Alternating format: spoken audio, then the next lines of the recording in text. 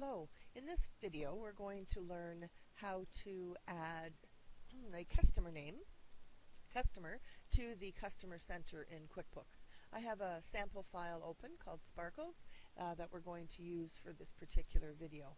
So the first thing you need to do if you're adding a customer is you need to go to the customer center. You can do that in a couple of ways. Down the left hand side you'll see all the shortcuts that are there. They're also in the menu across the top. So you can go to the menu and click on Customer Center, or you can simply click on Customers on the left-hand side. Takes you to the same place. So you'll notice that in this particular form, you see the form to the right. All of your customers show up here in this middle column.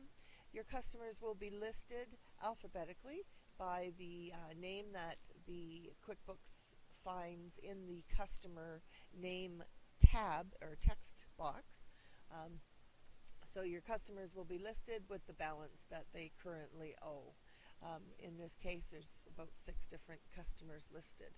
And then you'll see some tabs in this bar across the top are different things that we can do in our customer center. We can create new transactions, we can print, we can create an Excel report or a Word report, we can go to a collection center, and then we have the new customer and job tab as well. That's where we're going to go to add a new customer. So we could add a job, we could add multiple customer jobs, or we can just click on new customer and it gives us the new customer form. So again, this is a form, so anytime that we make changes within the form, once we click on OK, everything that we did in the form will be saved. So we're going to click in the company name, and I'll show you why in a minute, and we're going to type JL Jewelers as our new customer that we're adding.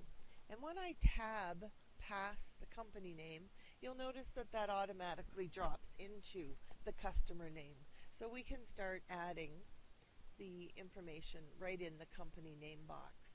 We can add the name of a contact. Let's put your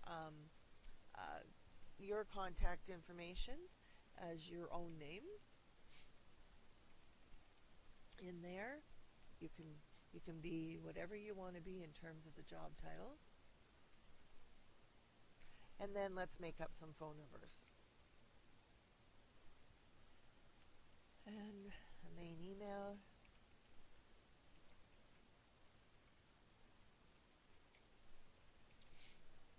Alright.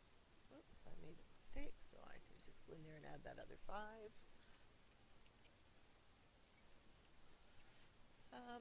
And we can, and you'll notice that it added the name. Once you put the contact name, it added it down to the bottom in terms of who the bills, when we create them, will be invoiced to.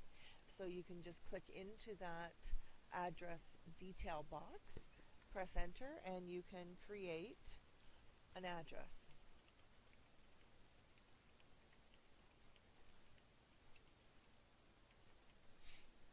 Okay, so you can create the address there.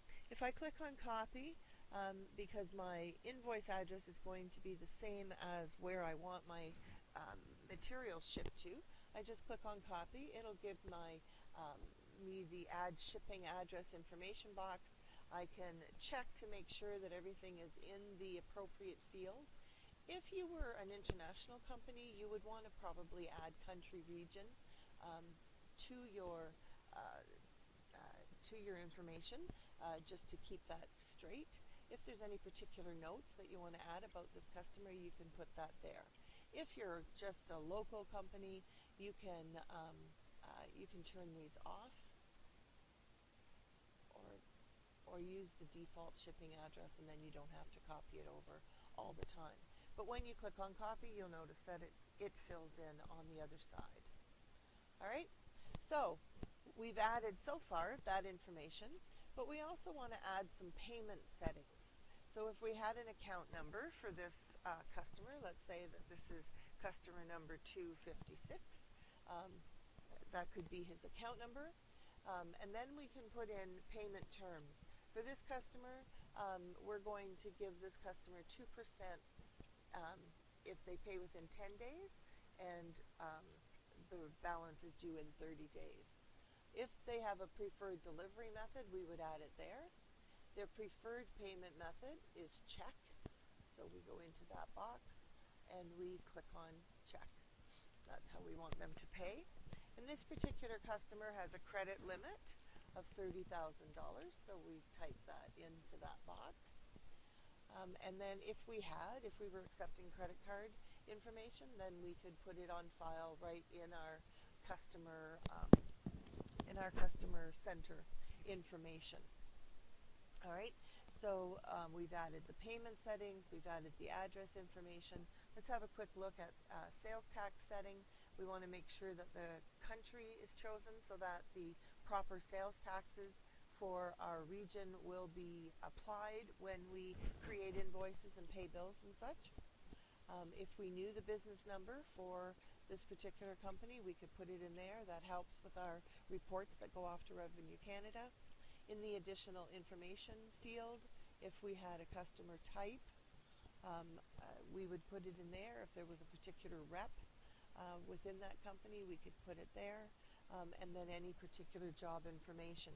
This job information is more likely going to be used in companies that are manufacturing something.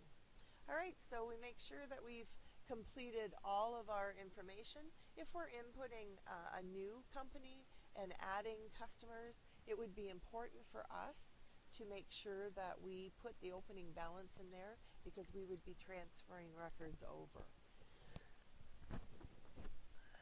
All right. You'll notice the date, just because we're using a sample file, this particular date is set up in 2007.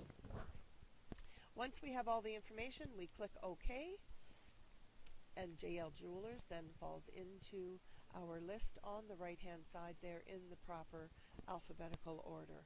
And that information is now saved and stored in our software.